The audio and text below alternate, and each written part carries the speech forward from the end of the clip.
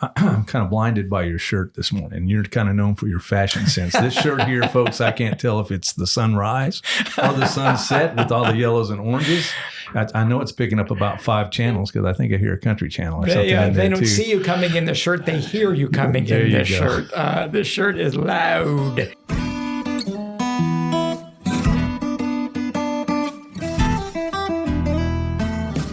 Welcome to another trip down the Bourbon Road with your hosts, Jim and Randy. So grab a glass of your favorite bourbon and kick back.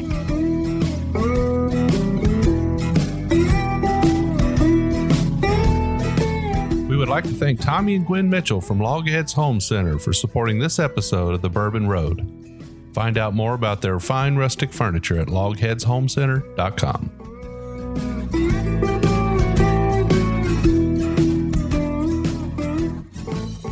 Randy, a few belly laughs this morning. You know, what a fun show. Yeah, Mark Klein. And now I have a new line, too. What's that? Horses. They eat dollars and crap problems. They do crap a lot of problems. I'm telling you, as horse owners, we know that. But anyway, fun to hear from a comedian. Yeah. So he's a funny guy. He is a self-proclaimed bourbon aficionado.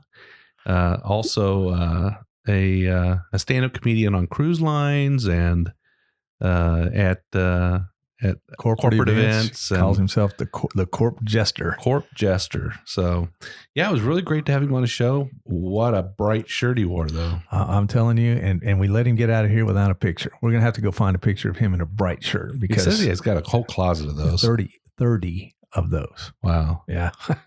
Well, it was a lot of fun to have a comedian on the show. Mark was a great guy. But a history buff, so he was really knowledgeable. And so don't expect this show to be totally all funny. There's some really good information in there, too. Yeah. Serious, straight guy, very serious at the same time. A lot of good information about bourbons, I thought. Yeah. He knows a lot and kind of a twist, too. You'll have to wait and hear about that. Oh, yeah. The twist is coming up. In fact, it comes pretty early. So, yeah. All right. Great. Let's get on to it, Randy. Sounds good. All right.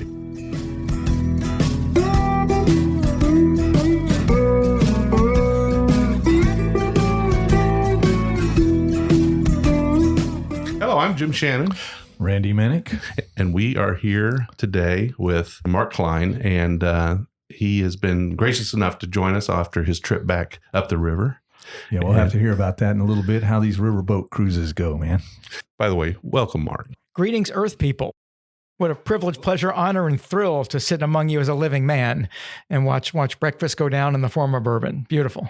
But before we get started, we would like to get right into the bourbon. What do you think? Go. Sounds good to me. All right. So today we have Michter's Toasted Bourbon. It's the 2018 bottle. One of my faves.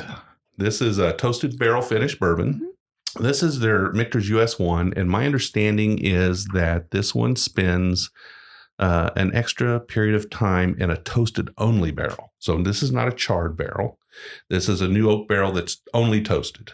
So it should only pick up those kind of a toasted notes, right? So this is a 45.7% alcohol, 91.4 proof. It is a limited release, and it comes out, if I know correctly, once a year. This is a 2018 bottle. And I can never get it. So and you can never get it. That ought to tell you something. Is it old enough to vote? I mean, how old is this whiskey? Well, you know what? It is a Kentucky straight bourbon whiskey, and it's not age stated. Therefore, it's at least 4 years old. Fair enough. Kentucky straight or straight bourbon means 2 years, right? Right. But then they got to state the age if it's under 4. So if it hits 4, they don't have to state the age anymore. So, and a lot of people are not stating the age anymore. And I'm not sure if the distillery actually comes out and tells us what it is either. But well, it's like art. It is what it is, and if you like it, you like it. Who cares how old it is? That's right. It's a matter of taste. Your bourbon, your way. So let's try this one. What do you think?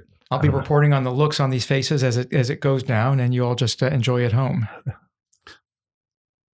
Now sniffing, sampling, enjoying the aroma. You know, I get the toasted almost like a brown sugar, or maybe some sugar on a toasted pecan. What do you think? Definitely the toasted. So it earns its name, I guess, then, huh? But you can definitely smell the new oak in it. So that new charred barrel is giving it some kind of that rickhouse smell, you know? I get that rickhouse. Good stuff. Good stuff. I didn't taste it yet, though. You've already tasted it. Yes, go ahead. I enjoy it. Of course, first thing in the morning, put a little sugar on your cereal. I got a little bit of smoke on the nose. I definitely get smoke on the palate. It's pretty darn good. But the oak presence on this is definitely there. Yeah, it is. But you get the caramel, vanilla, the typical stuff, and it's pretty darn good stuff. And Mark's not able to join us. Well, I am not. I'm going to forego this particular tasting. I used to drink bourbon straight out of a glass, room temperature, as God intended. And I quit drinking a little bit ago. Just there's a story about that. Mr. Moskowitz goes to the doctor. He says, "What's wrong, Mr. Moskowitz?" He goes, "I can't pee." He said, "What?" "I can't pee." "How old are you?" "I'm 92. "You've peed enough." And I just had reached a point where I'd had enough to drink for a while, so I took a little hiatus. So I love watching you guys enjoy it, but for this particular morning session, I'll not be indulging. That's fine. We certainly respect your choice, and I think everybody should touch home base once in a while and make sure that they are not overindulging. Something interesting, when I stopped, my comedy friends especially, I told them that we had after a show, and they said, "You want to get a drink or a beer?" So I said, "Well, I'm not drinking right now." And the first thing they always asked me was, "Did you have a problem? Do you have a problem?" I said, "No, I don't have a problem. I woke up in a cheap motel with 5 people I didn't know, and I'm the only one who speaks English, but that wasn't the problem." That wasn't the problem. No, there was no problem. You reach a point, as with all things in life, when sometimes enough is enough, or you want a break, or you want to go on to something else and then revisit or come back, or not, as you see fit. And I'll tell your listeners, when my son was in high school, I was working comedy nightclubs for a living, and he knew that I'd be going out and working a nightclub. He also knew that I was, drinking at that time. And I couldn't very well tell him not to drink and drive when he knows I'm at a nightclub, going to have 2 or 3 shots of whiskey and then drive home. So I stopped so that I was so you just set that example. Yeah. I was living the lesson I was trying to teach him. Well, very good. And glad to have done so. And my wife made the same choice at the same time, and both of us glad to have done so. Well, respect. I can appreciate that. The respect goes 2 ways. I also respect the product enough. And I respect the art and craft of making whiskey enough that it has its time and place in everyone's life, or not, as people see fit. So are you originally from the Louisville area? Yeah, I was born in Louisville. I love being from here. When I travel, people go, "Mark, what's Kentucky all about?" And here's what I tell them.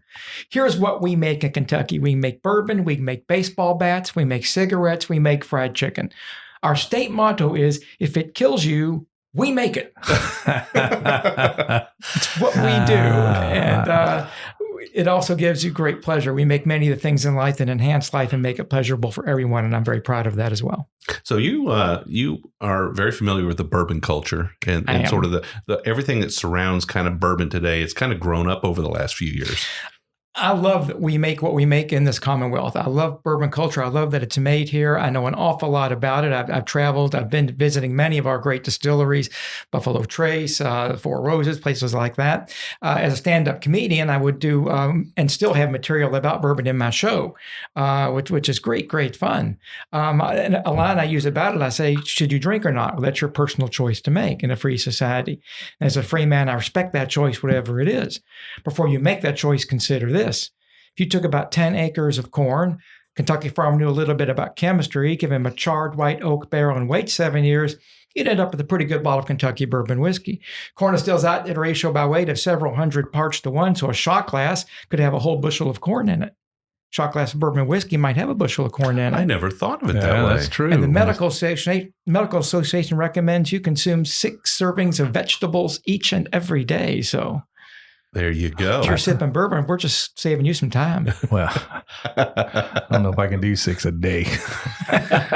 So what does the culture mean to you? I mean, obviously you talk to groups of people in as part of your job, and the culture of bourbon comes up in that. What does the culture mean to you? It identifies Kentucky, as do thoroughbred horses, as pioneer country, as the lingering historical memory that we were the Western frontier, that we were pioneer country, that people came here from Scotland and Ireland and all kinds of places, and they brought their whiskey making skills with them and adapted them to the corn that grows here, to the shipping of whiskey down to New Orleans, to the charring of the oak barrels to make it not taste so god-awful when it got there. all of that wraps up in a historical context as well as a drinking context or a culinary context. And so that's part of our history. And, I also tell people when I do bourbon presentations, which I've done along with my comedy presentations, that what makes good whiskey also makes good horses in Kentucky. The limestone undergirth of our Commonwealth also contributes to why we have the best horses in the world as well as the best whiskey in the world. So yes, it's something to put in a glass and drink among friends in a convivial atmosphere out in a bar or in your home.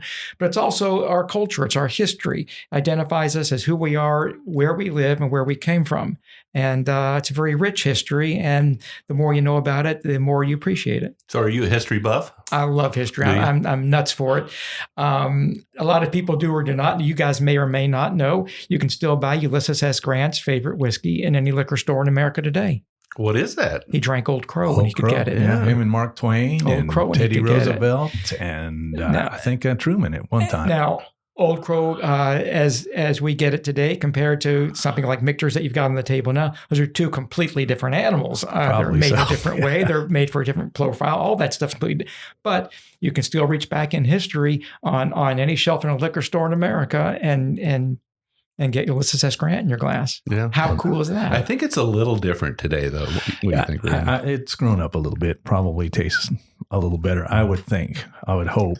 I think it's the other way around. You think it tasted better back then? I just finished Grant's biography by Ron Chernow, which is maybe the best history book I've ever read. Really? And he details, and unflinchingly so, details Grant's struggle with alcoholism.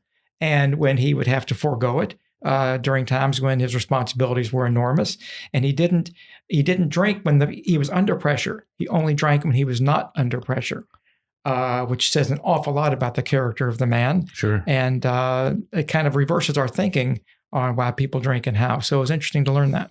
Now Grant kind of reached his latter days in a bit of poverty, didn't he? He had some financial setbacks, which were just devastating to him in terms of reputation and his faith in his fellow man. This book that I read, it's just called Grant, the best history book probably I've ever read. And wow. And you're not taught about his life for a number of reasons, but he's lived an extraordinary life. And if I had to come up with our most underrated president in modern times, his name tops the list. Well, That's interesting. And you would know, since you were a lawyer at one time, if I understand your history. No. I was supposed to go to law school. Oh, is that what it was? In our family history, I've got a brother. My brother, Dr. Howard Klein, is an oral surgeon. So he is our family doctor, medical guy. Gotcha. My sister is a retired college professor from Bellarmine University. So she's the intellectual collegiate type.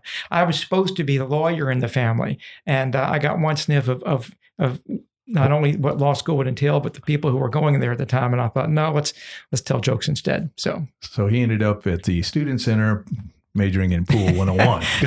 I ended up in adult nightclubs run by shady characters in Utica and Syracuse, New York, telling jokes to drunk people in strip joints. And I was going to do that anyway, so why not get a check for it? So there you go. Get on with it. There you go. So let's run the time machine back a little bit, and we'll go back to when you were a very young man. You're still a young man, but way back when you were a very young man. And tell us about what was your first bourbon. Oh, gosh. That first experience. I played rugby for 10 years at the Louisville Rugby Football Club, and we were beer drinkers. We were sponsored by Sterling Beer at the time. Okay. And I drank beer in college, not whiskey. And I would go out with my rugby buddies, and it'd be nothing, and I mean nothing, to have 6, 7, 8 beers in a night over 3 or 4 hours. I was young. I could metabolize it pretty efficiently at that time. And I reached a point where I just couldn't hold as much as they were drinking. So I switched to something that was a little less filling, and that was bourbon. And so I started out drinking, and I never liked bourbon mixed with anything. Coke, never went through a bourbon. Really, because that's how most people start. Is that a waste of whiskey and a waste of Coke? I mean, why would you go down that road? So I would sip and sip, not shoot back, just sip very small sips of straight bourbon whiskey, starting with classics like Old Forester, early times when it was still a bourbon and not just a whiskey, and then as I developed a taste for it and a palate for it, I slowly moved into a little more exotic flavors, and I could afford a little better bourbons as I had a little more means to do so, and developed a real taste for the wheated bourbons. My favorites at the end of when I was drinking were all the great wheated bourbons that we make here. And Weller was my all-time favorite. For my daily drinking whiskey, Weller Special Reserve, 7-year-old, to me, for my money, as good as it gets. Oh, yeah. And then for us, when I had to give a special gift to someone, something they wouldn't get from somebody else, Four Roses Small Batch became a bottle that I'd say, try this. You're going to love it. Here's how you drink it, and hands it across. Hold, please. Have a thought. Uh-oh. There's something that keeps recurring to me. I'm sitting there going, Kentucky rugby. How did that happen? Because Kentucky's not really known to have a whole bunch of rugby going on. Well, oddly enough, I saw when I went to college on wrestling up at Colgate University. I wrestled for 4 years in high school and 4 years in college. And I guess I won about as many as I lost. But I saw them play rugby there, but our wrestling coach didn't much care to have us playing that sport. And we were a small school, and you bang up the few guys that can wrestle playing rugby, and now you got no team. Right. So when I moved back to Louisville, 1976, after I graduated college, I was going up to a local bar here called Gerstl's in St. Matthews. Still there. And the rugby team was up there drinking, and I met some of those guys, and they asked about my athletic history, such as it was, and said, you ought to come out for rugby. I said, I can't wait. And it took me about 30 seconds to fall in love with that sport. And at that time, we had a very good team. We went on tour in Ireland and in California. I got to play rugby over in Dublin and a California tour, and just loved it. Loved it. And I wasn't too terrible at it. It's a rough sport. I was 6 feet tall when I started playing, and I'm 5'5.5" now. So you can imagine what it does to you. But yeah, you said it took you 30 seconds to fall in love. It took me 30 seconds to go, okay, I'm going back to football. So we are still on the Wayback Machine. Okay. All right. And I'm going to exclude, I'm going to ask you a question, but I'm going to exclude one bottle and one person from the answer because we kind of already talked about them. Okay. All right. So you get to choose from history any person, past or present, that you would like to have a drink with. And again, we're on the Wayback Machine, and you get to choose a bottle, any bottle you want. So I'm going to exclude Ulysses S. Grant and Old Crow. This is so easy. Yeah. This is so easy. I sit down with Harry Truman. Harry Truman. Bourbon drinker. Oh, yeah. Straight, Yeah. sometimes a little bit of ice. Also poker player. So his Harry Truman's dream wave a magic wand night in the White House is a poker game and a glass of whiskey, a glass of bourbon whiskey next to him. And I probably, if I can take something with me back in the time machine, I'll probably take back a bottle like Four Roses Small Batch, or maybe the Weller 107, and say, here's what people are drinking where I come from. Wow. What would the conversation be like there? And look at the look on his face. I would ask him about his journey from being a haberdasher and a political hack subaltern in Missouri to being the president that decided, I'm going to decide to drop the bomb, no regrets, and take all comers. That's the conversation I'd like to have. And what a perfect politician to have a glass of whiskey with. And that's really interesting because this love of history and historical figures, you were actually an English major. Yes. Let this be a warning to your children. Those of you who are listening who have children in college, let this be a warning to them. I majored in English.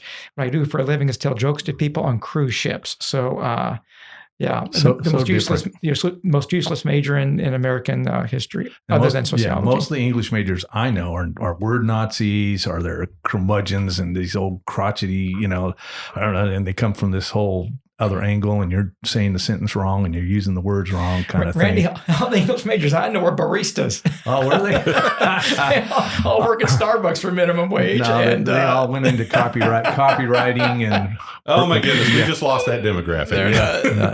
They're all my great friends. 45 in their parents' basements. Oh my God, I still have student loan. Yeah, those are the English majors I know. They were about as lost as I was. So that's. But English. So does that help you in your writing of your comedy and stuff? As it turns out, in the long view of things, and I was not mature enough at that time to take the long view or even have a long view of things. But as it turns out, yes, knowing what the exact right word is in the exact right place is pretty much how I make my living.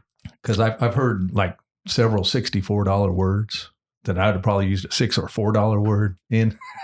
And he's got these wonderful ways of saying things. So how does that work? How does that work? Do you So do you sit down in a quiet place and write some material and then go try it out on an audience and make adjustments? Or do you just sort of, how does it work for you? How do you develop new material? It'd be extremely rare for me to sit at my desk and say, I'm going to write a comedy bit on the 1963 Ford Falcon. I mean, that just does not happen. If I'm given a corporate event that I'm preparing material for, or actually for whom I am preparing material. If I'm given a corporate event that's requiring custom material, then I will sit down and specifically write for them and write to that show. As a general rule, when I'm doing my general comedy presentations on cruise ships or comedy clubs, that kind of work, I prepare, of course, material outlines. I know my act. I've got 5 different shows from which to choose. I've got a 45-minute family show, 45-minute adult show, second 45 family show, second 45 adult show, and a welcome aboard and farewell show. And all these shows can translate to land material as well.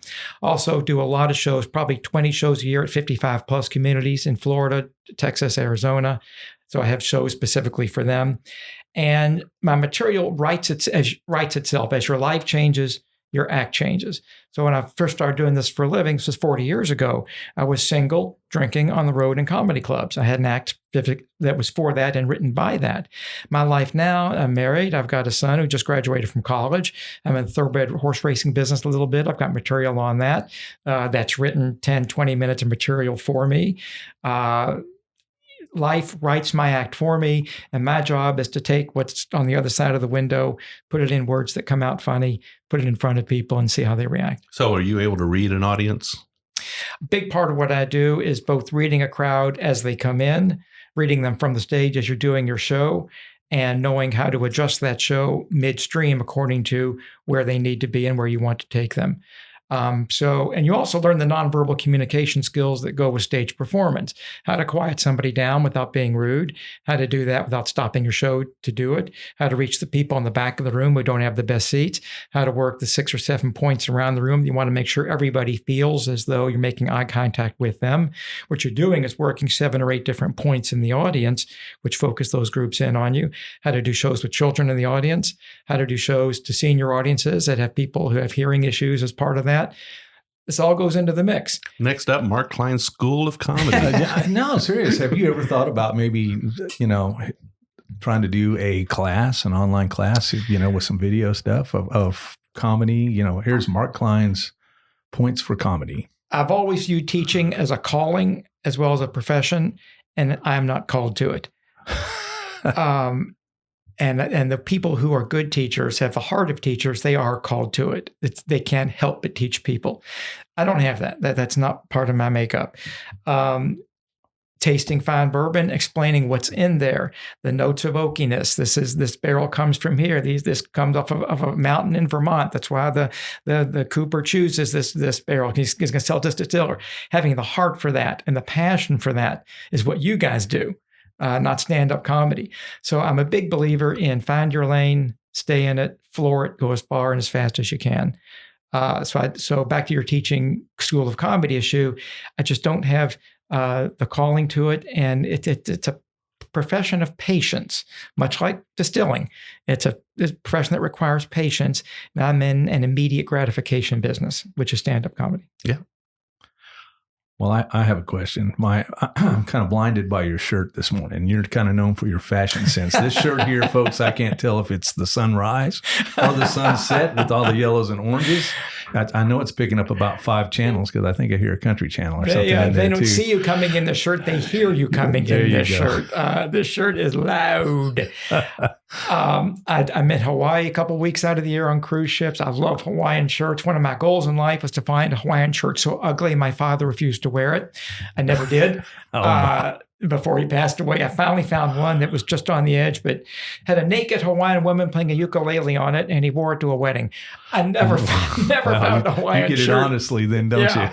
And I've always loved them. It bothers me when they become popular because now my closet full of heirloom quality ugly shirts is no longer anything special. But I got a closet full of these at home, and this is one of my favorites, and I'm glad you like it. Yeah.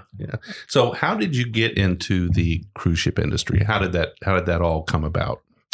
I was doing almost strictly a comedy club performance 40 weeks out of the year.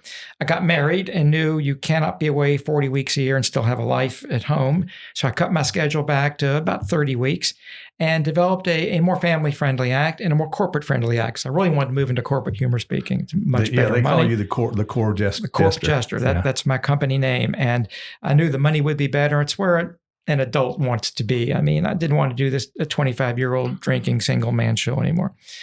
And so I began to put that material out there, and a cruise ship agent who was just riffling through the internet, surfing, trying to find cleaner acts to put in, because cruise ships require a clean show, found me and said, "You ever work ships?" I said, "No, do you want to?" "Yep, I do."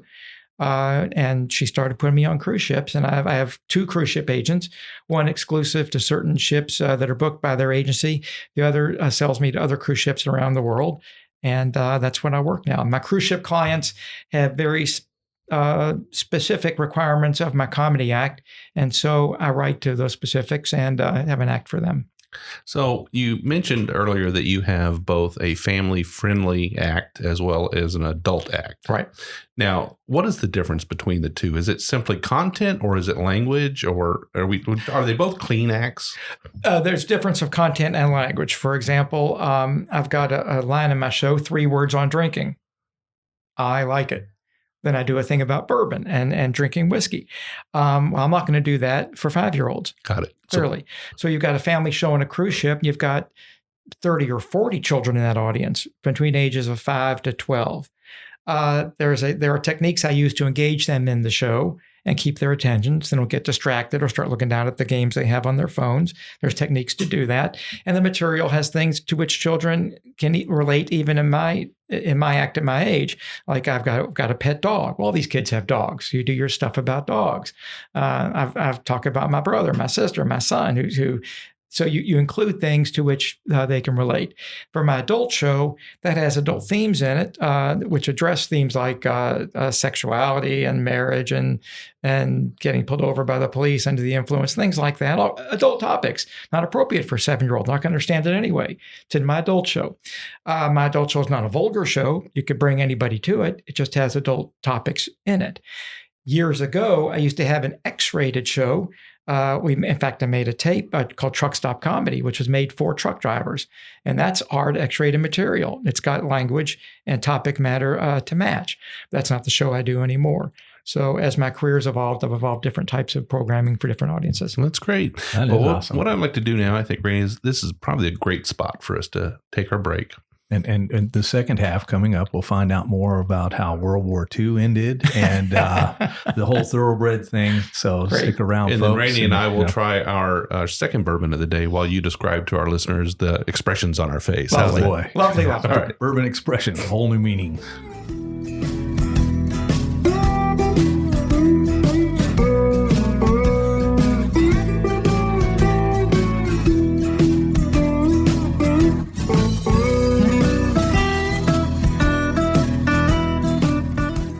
I'd like to thank Tommy and Gwen Mitchell from LogHeads Home Center for supporting this episode of The Bourbon Road. LogHeads Home Center, nestled in the hills of Kentucky, is an industry leader in building handcrafted rustic furniture.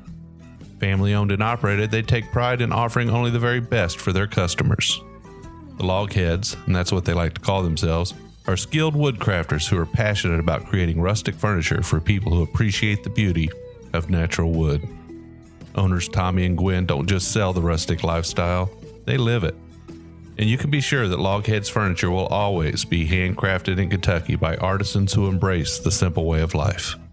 LogHeads rustic furniture is made from northern white cedar, a sustainable wood that's naturally rot and termite resistant. Its beauty and quality will add warmth to your earthy lifestyle for generations to come. Be sure to check out everything they have to offer at LogHeadsHomeCenter.com. And while you're at it, give Tommy and Gwen a shout on Facebook or Instagram at LogHeads Home Center.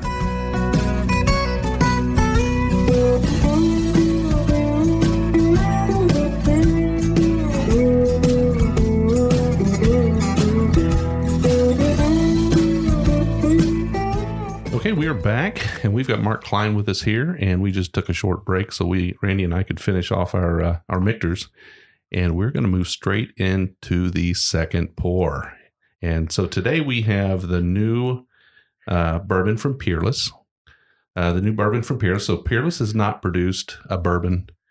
Company's got a lot of history. They've been around a while, but they have not produced a bourbon in 100 years. I love the old apothecary style bottle they chose for their packaging. This looks so cool. Isn't it unique? Great. It is really unique. Beautiful. Beautiful. Yeah. And this bourbon has a little bit of a red hue to it. It's kind of interesting. Now, I don't know if the label trim on the bottle that has red in it actually causes the bourbon to appear to have maybe brings out a little bit more red in the bourbon. But this was signed, this bottle was actually signed by Corky Taylor and Caleb Kilburn, the master distiller over there. So got this at the gift shop. It is 54.9% alcohol, 109.8 proof. It's just 4 years old. And let's try it, Randy. What do you think? The first thing I get on the nose is, man, it's sweet. Well, it's got a whip on it out of the gate, doesn't it? 109 points on that. Yeah, it does. Yeah, so it's uncut, unfiltered, barrel strength bourbon whiskey. Well, you guys sip and enjoy, and I'll ask you a question regarding this as you take in a sample there. Yeah, it's got a spicy nose, a little bit of fruit. Yeah, but my whole round the corner thing, as it rounds the corner there, the finish is really good. He's so far ahead of me on this track with this corner on it. I'm still on the nose, and he's always rounding that corner. I tell you how I used to sip my bourbon. I don't know if it's traditional or standard or not. When I found one that I thought I would like, I would sip it as you guys are, straight up, room temperature out of the glass. And then after it was down, I would close my mouth and breathe out my nose, and bring all that back up through another set of ways to taste it and enjoy it. And it would just, I would judge a whiskey that I liked by how much it would kind of fill that headspace up, exhaling as well as drinking it down. Well, let me try the Mark Klein tasting method. I think this is a whole new world for you guys. Maybe the end of the show too, who knows, but let's see how it works. All right. Now close your mouth. Breathe back out through your nose. This fills the space quite nicely. Yeah, it's nice. It definitely adds to the experience. That's as I designed. like that. As designed. Every day is a school day, and you learn something new every day. So, also found when I was enjoying bourbon that it slowed down the pace at which I would sip my whiskey, and it would kind of artificially impart on me a way of enjoying the bourbon the way it was probably meant to be enjoyed, instead of just in the middle of a conversation, sip, and all of a sudden my whiskey's gone. The way I drank it by doing that really kind of brought me down to a pace that made me enjoy it way, way much more. Now there's some faint notes in here that I get, and I think I mentioned these in a review I did earlier, but just a hint of mint and a little bit of citrus. But the fruit is there on the nose and on the palate. But man, I tell you what, when it hits the back, it's just like this pepper explosion. It's very spicy on the back end.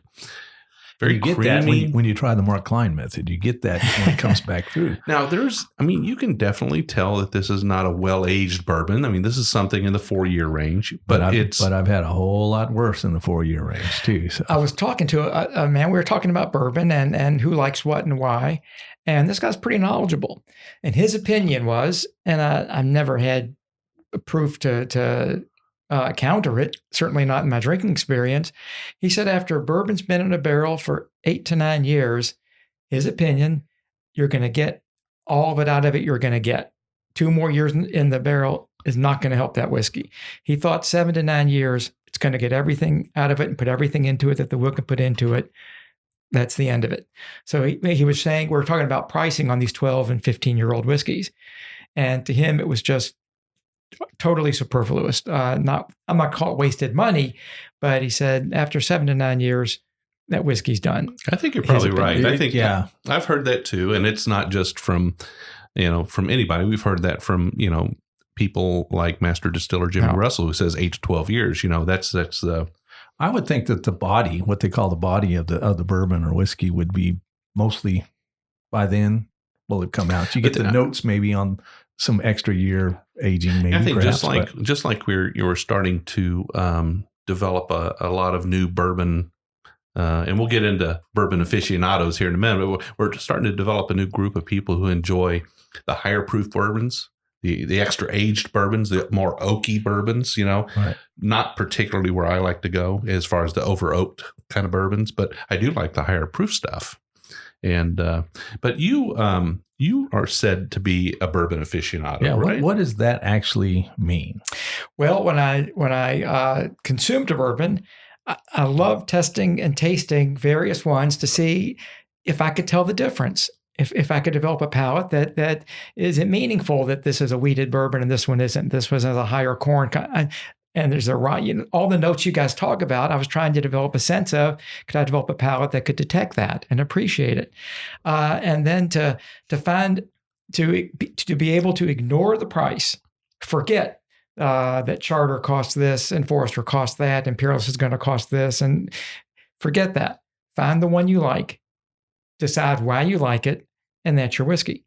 And I enjoyed that process tremendously. So when I say bourbon aficionado, that's what that's describing, is the learning process of what do you like? Who makes their whiskey the way you like to drink it? Forget what it costs. Forget the status it's supposed to have. Forget high up on the shelf it's put. Forget all that. Yeah. Find the one that sings to you and make that your whiskey. And I found, again, 2 or 3 that really, not only do I like this, I like sharing it and I like to give it. Yeah, so I kind of feel the same way. That's wise and sage advice. What's in the bottle needs to speak for itself, irregardless of price. Now, we all have to buy the bottle, so we have to open that wallet and lay that money down. But judge the bourbon on the bourbon itself, and then determine whether or not you can afford to buy it as a separate issue. Do you like it or not? I think that there are some bourbons out there that I have spent way too much money on, and did not feel like that was a bourbon for me that I would drink on a daily basis, irregardless of the price. Well, price is an odd thing. If you're having 2 slow shots a night because you love it and enjoy it, and you're not going to go get in your car and go have 2 more someplace else. If that's how you drink your bourbon, then from $40 a bottle to $80 a bottle, who cares? Because over the span of time that it takes to consume that bottle, It may take you 6 months. You're going to forget the price. It's not going to make any difference. So don't let the price be the issue one way or the other. I like that. I save up. If there are certain ones I go, okay, I know it's cost this and I want to have it by Christmas time. You start saving up. And that bottle becomes an old friend that you visit once in a while, right? And it's usually gone by about fall of the next year. And then it's time to work on the next one. Who cares what it costs at that point? Now, the finish on this Peerless is amazingly lengthy. Yeah, I think it's definitely a longer finish than the Michters we had earlier. Right. I think so you're still tasting that. That's still got some mouthfeel. Yeah. And aroma. Yeah. Actually, this Peerless is a little more oily and creamier than the Michters is. I don't want to compare the two. They're both wonderful bourbons. I don't want to say one's better than the other, but I am contrasting their flavors. And the Peerless is a little more creamier and oilier. It has a higher viscosity, and that might help that finish, stick around a little bit longer because it kind of clings to your tongue a little bit better. But it is a peppery finish. It is. Yeah, it's really good. My enjoyment of bourbon never translated to other liquors, by the way. I never became a Scotch guy. Or a wine connoisseur. Forget wine. Or these people who, it's tequila made from blue agave. It's grown in the exact right. I never, ever found anything in that. Is 2 down from the other nasty. one. Yeah. I was reading a wine review thing, and you think your bourbon guys it's got notes of leather and smokiness, and this wine list had all that stuff times 10 on every wine. And I thought, I don't need to know how this tastes going down. This is wine. I don't know how it's going to taste coming back up because I just could never go down when the wine. When the gears reverse. Again, the wine thing never said yes to me. It never struck home, but good bourbon did. So you do clean, high energy comedy. Tell us about. Yeah. What does clean, high energy comedy mean? It means if you've got an event, whether it's a church fundraiser or a family show on a cruise ship, or you're doing a show to raise money for the March of Dimes, whoever that show's for, you've got to go on stage and grab them in 10 seconds, get their attention, make it count for 40, 45 minutes. It has to be. When I say clean comedy, my definition of that has a couple different layers to it. It's not what we consider to be adult material in terms of issues of sexuality. I don't try not to. I make sure that I do not offend people's values as well as their ears. So when you book me for a clean corporate event, you're not going to hear something from that podium that's going to make the CEO's wife uncomfortable ideologically. It's not going to go down a political road that makes your people out there uncomfortable, no matter for whom they vote. That's part of my job, is to entertain people, not re-educate them socially or politically. It's not what I do. There are people that do that, and bless them for it. It's not who I am. It's not what I do. I have contracts that specifically prohibit that. And I make sure to stay within those parameters. My act has a point of view, and politically, I'd be on the conservative side of a libertarian. Any more specific than that's really my business and no one else's. But again, that doesn't come through as a talking point in my show. Here's what you need to think, and here's how you need to vote. That's not what I do. Yeah. So do you feel like that is limiting to your act, or do you feel like that is liberating? Liberating. Okay. It frees me up to talk about the things I really care about. My family, my wife, my dog, my kid, horse racing, being from Kentucky, the stuff that perks my ears up, gets my engine going. Doesn't particularly float my boat to convert anybody to one way of thinking or another politically. That's not for me to do. What's interesting is when I first heard about you and started looking into your past, and I was going, oh boy. So he's got his own version of how World War II ended. And I was like, oh my goodness, this guy's, he is going down a political road or a historical road here. And so I thought that was kind of interesting. You might want to tell us a little more about that. I love history. My father was a World War II veteran. I studied World War II history a lot, which I really still enjoy. And it's the favorite line in my show, my favorite joke in my show, probably forever. And this changes over time, what you like and what you don't like about your act. This is my all-time favorite line on my show. I'm talking about my father in the context of the show. My father was a Purple Heart decorated veteran of World War II. He fought in Tinian, Guam, and Saipan in the South Pacific Theater. They teach your children in school that World War II ended in 1945 on the deck of the USS Missouri, a battleship in Tokyo Bay when the Imperial Japanese government of Emperor Hirohito surrendered to American generals MacArthur and Wainwright. It's not exactly true. World War II ended in 1996 when my father bought a Toyota. Or when NASCAR started letting Toyotas run. That'd be another marker for sure. Go. That's another marker. Sure. That's awesome. I will tell you, I do that joke on ships, many of which have a large Japanese complement of passengers on it. I've never gotten a complaint about it. I've never had a word said to me about it, because further on in the act, there's a reference back to that joke about human beings not only being the only animal in the history of life in the universe that can laugh, we're the only animal in the history of life in the universe that can forgive. And so the joke has a subtext to it that has some depth to it. Wow, that is cool. So how, you're performing in front of different groups, and I guess your acts have to be tailored to each group. How do you do that? I mean, how do you tailor an act to a particular group? For a nightclub or cruise ship show, I see who's on the ship. I see who's out there, and I've got a lot of observing during the day. Yeah, and that show's already in there. I've already got that Rolodex in my head rolling through. Here's what I do. Here's what I don't do. For a corporate event, there's questions you ask the person who books it that you need the answers to. I need to know how many people are going to be there. I need to know how they're going to be dressed. I want the split of male to female. I want to know what you hear about. Give me the 3 bullet points of your meeting or your company that you want in this show. And more importantly, what don't you want to hear? Tell me what you don't want to hear.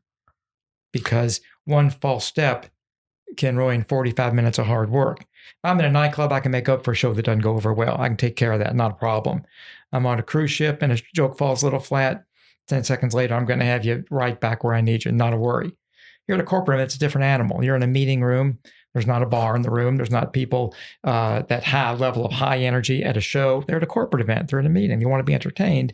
And knowing what not to say is every bit as important as knowing what to say. Well, I like the idea of the bullet points. Here's the bullet points. Because if you go to conferences and workshops, it's, you know what I mean? And if here's this comedian, and all of a sudden he's hitting on the points that somebody had made earlier, even though you laugh about it, it's almost like, in a way, you're helping those who present to help the people remember. You can make comedy a vehicle for a lot of things. I specialize in actually 3 areas. One, in your all's field. I had a program that I did with Four Roses and Dan Gardner, who's their brand manager, called Bourbon with a Splash of Laughter. And Four Roses, this was about 3 or 4 years ago. We would go to country clubs around the Midwest, and it'd be a 90-minute program. Dan would go on and do speaking about Four Roses, the brand, how it's made, the history of the company. Funny, fun, great 30-minute presentation. I'd go up and do 60 minutes of comedy. I'd have bourbon material in the comedy, but it was my comedy show, and I wasn't drinking at the time. It makes no difference, because it was there to put the brand in front of their target market, older men with money. They're at country clubs. Pow, could that be any more perfect? There you go. Get them to come to an event, put your bourbon in front of them. They stay. They've brought their wives for a big social event at the club. They're entertained. What a perfect mix of product and entertainment. And they were great fun to do. Program ran its natural course. And of course, I'm open to doing it again with anyone else who wants to put their bourbon in front of those crowds. But then I'm into horse racing. I've been a thoroughbred horse owner in very small syndicates for many years. I go to the track every day when I can. I love horse racing. I love handicapping thoroughbreds and speaking about it to others. So I've got a program that has horse racing in it that I do to audiences. How did you get into this whole thoroughbred thing? Is it just being from here in Kentucky? I live in Louisville. Yeah. Okay. Everybody I know either owns one, just sold one, and wants to get another one. I mean, that's who we are. My wife owns a real estate company. I know a lot of people in the mortgage business. So I did a number of programs for mortgage companies where it's called Lunch and Laugh, where the mortgage company invites every realtor in that county to a luncheon event. They present their new mortgage products, and here's our speaker, comedian Mark Klein, and I go do my comedy act. What a great way to get, your product in front of your target market by using something that'll draw people to it without beating them up with industry jargon and too many technicals. It's not a technical event. It's an entertainment event. Oh, and by the way, here's our mortgage bankers to serve you when you have mortgage needs.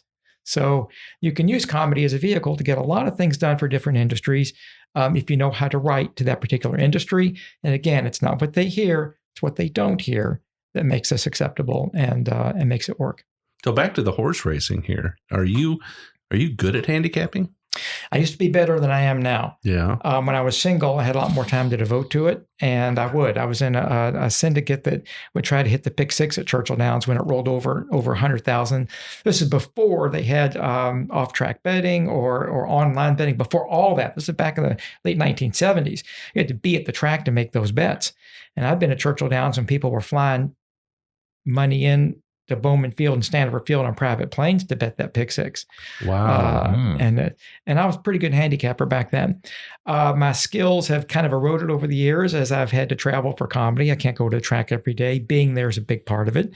The computer programs that drive the odds now, you're never going to outthink those programs. So the advantage for a small handicapper like me is to be at the track and read horses' body language and get the information you can collect while you're there. What happened yesterday and this morning that the computers will never know about.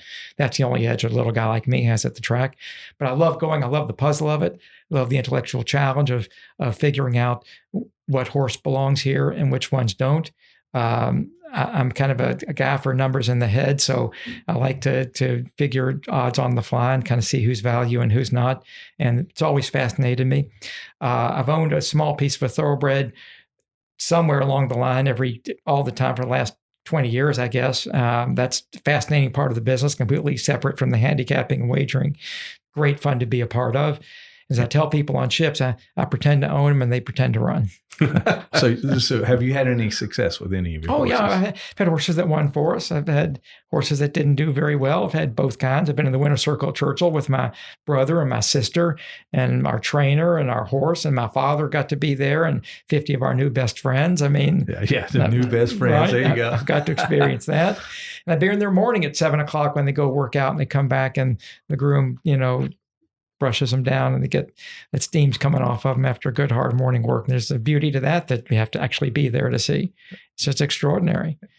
People ask what it's like to own a thoroughbred. Well, they eat dollars and crap problems. That's what they do.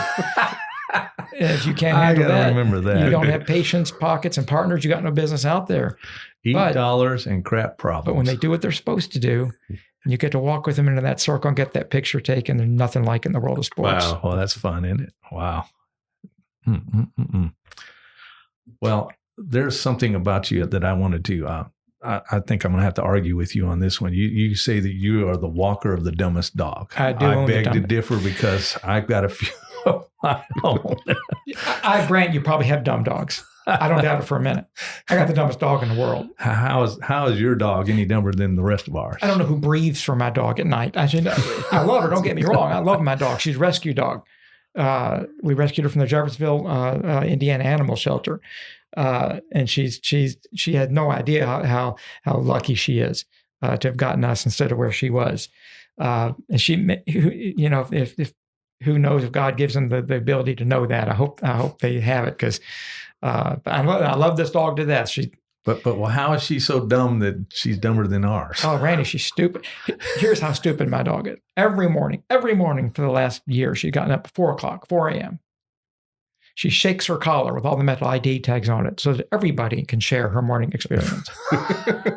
She comes downstairs, goes into the kitchen, sees a reflection in the stove, and barks at herself because she truly believes that I have her twin sister trapped in the oven.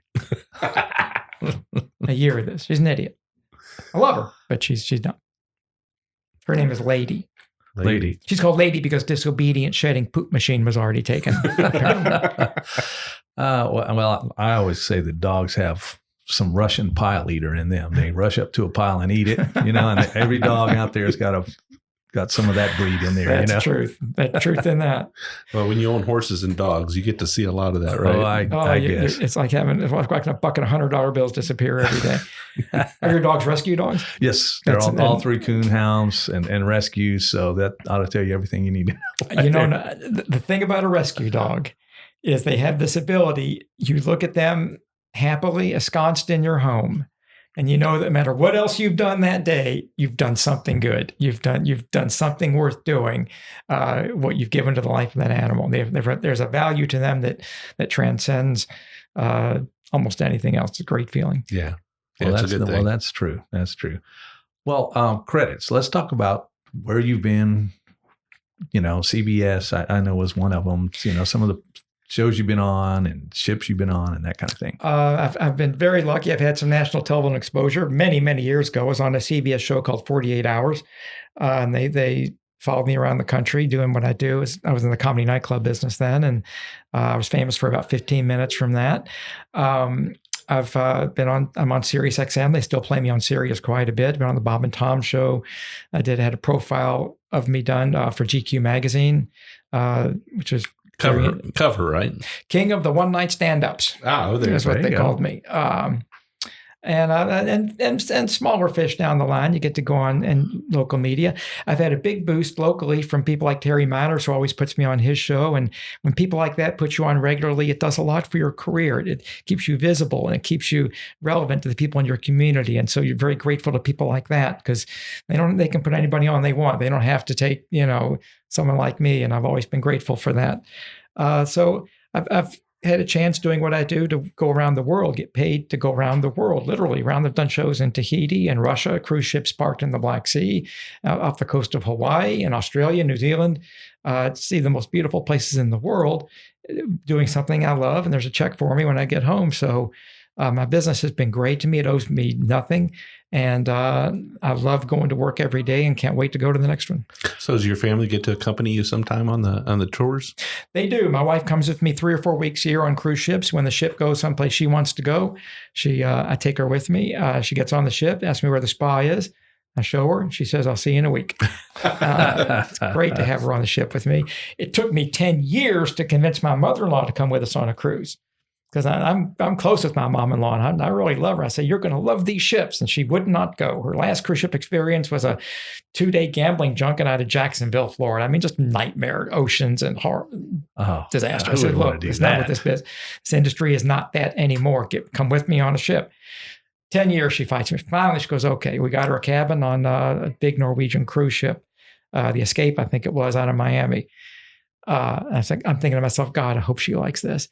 Second night on the ship, she's in the piano bar at 1:00 in the morning singing "It's Raining Men." I mean, she had a ball. I can see you on the cover of GQ again with that shirt right there. Well, I don't know if GQ is not sniffing around me anymore, but back when I was young, good looking, I'd get some exposure. Strapping young rugby player, right? So what suggestions would you give to young and upcoming comedians, kind of a word of advice based on your career and the years you spent in the industry?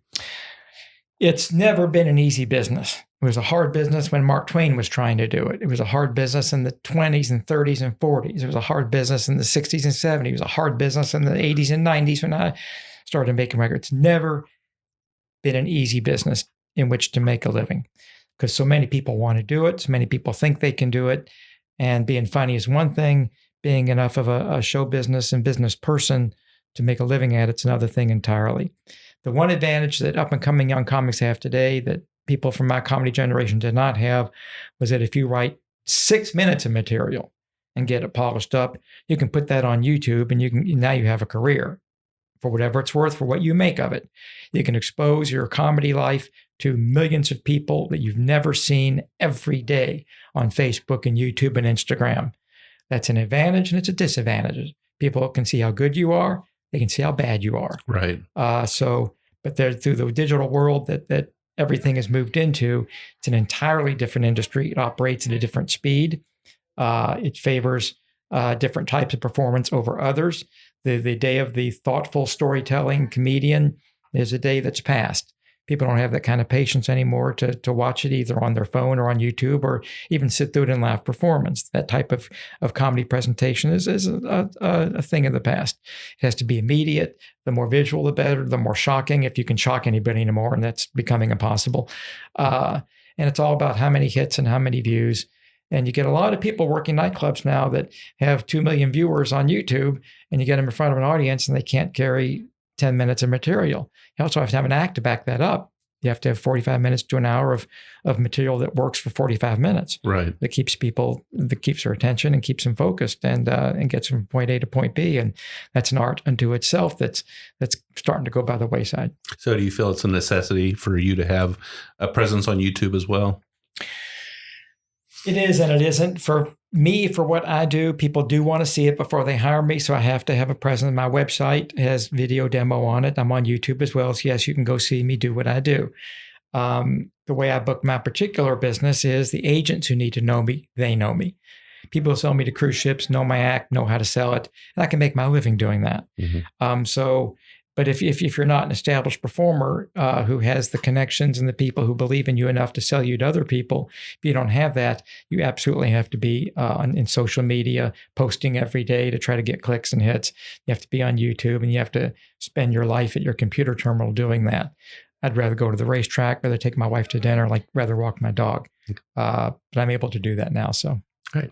Well, it's been a pleasure to have you on today. Yeah, what fun this has been. It's been an honor. I'd like to give you the opportunity to let all our listeners know how they can reach out to you, how they can view your content, where you're going to be, your schedule, how to book you, that kind of stuff. You go to Churchill Downs on a Thursday afternoon, you see a man studying Spanish, speaking yell at his jockey in his native language. I'm that guy. In a loud Hawaiian shirt. Right, that's me. That's how you reach me. I'm easy to find. You can Google Mark, M-A-R-K, Klein, K-L-E-I-N, comedian. Pop up on Google. My company is Corp Jester, C-O-R-P, as in Paul, Jester. It's all one word, corpjester.com, or Google Corp Jester, and that'll take you to my website. I'm easy to find, hard to forget, and my job is to make you laugh. My corporate logo, the whole message of it is mission, I talk, you laugh. That's what I do. Thank you. Well, it's been a pleasure to have you. We've enjoyed having you, Mark. Thanks for coming out, man. Thank you, gentlemen.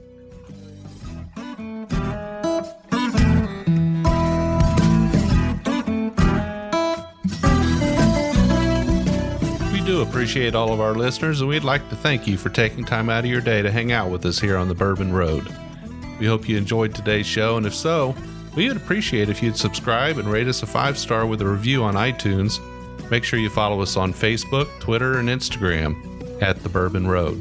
That way you'll be kept in the loop on all the Bourbon Road happenings. You can also visit our website at thebourbonroad.com to read our blog, listen to the show, or reach out to us directly.